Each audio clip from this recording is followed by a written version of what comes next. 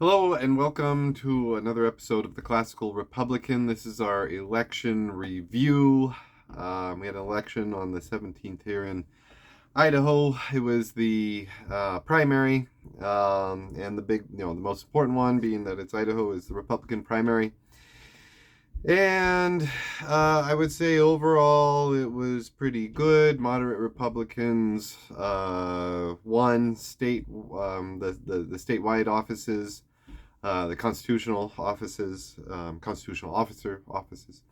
But there were a few local races where you had far right politicians going for the win.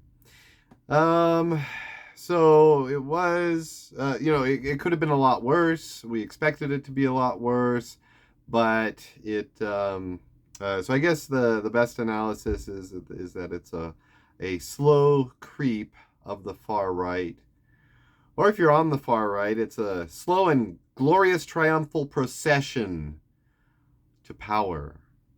Um, so what I'm so yeah, so the biggest news, and this is in the newspaper. It says this is the Times news for Thursday, May 19th, and it says Zeiderveld wins by 37 votes. Okay, so I mean the story there is that a far right politician won. They didn't have to put that she won by 37 votes, but they did. I mean, definitely put that in the article, but not in the headline, because the real story is that the far right had some wins.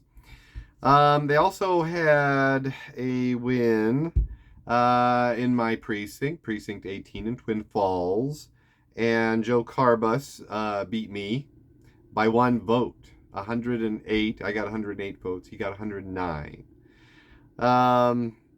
So he's a supporter of, or he was a supporter of Ammon Bundy. He took the sign down out of his yard, and I heard that he was supporting McGeeton, who is the far right. Some things on the far right that a classical Republican could support would be when they were calling for alternative methods of calling the legislature into order. During COVID, they wanted to be able to bring the legislature back to have a say on what the governor was doing with his emergency proclamation and all that. Now, I didn't think it was an emergency. We all felt it was an emergency at the time. Well, a lot of people did.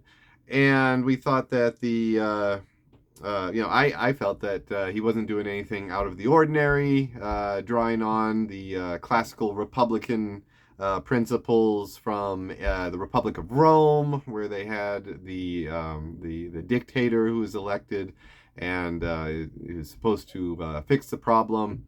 Does it for 6 months and then is reviewed by the Senate, the Roman Senate, afterwards. So there still is checks and balances, even though he gets absolute imperium for those 6 months.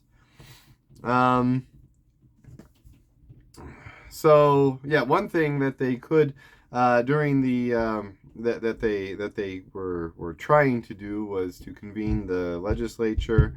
The leaders in the legislature didn't want to call back the House. At least Bedke didn't want to call back the House, and so nothing happened. But if they have like a super majority of the legislature that wants to come back and meet during an emergency and to review the actions of the governor, of the executive after a certain time, I think that would actually be good. But they do not. I don't know. They don't seem to really be pushing for that. And McGeeton, when she was acting governor for a day, she tried to unilaterally change a lot of things in the state.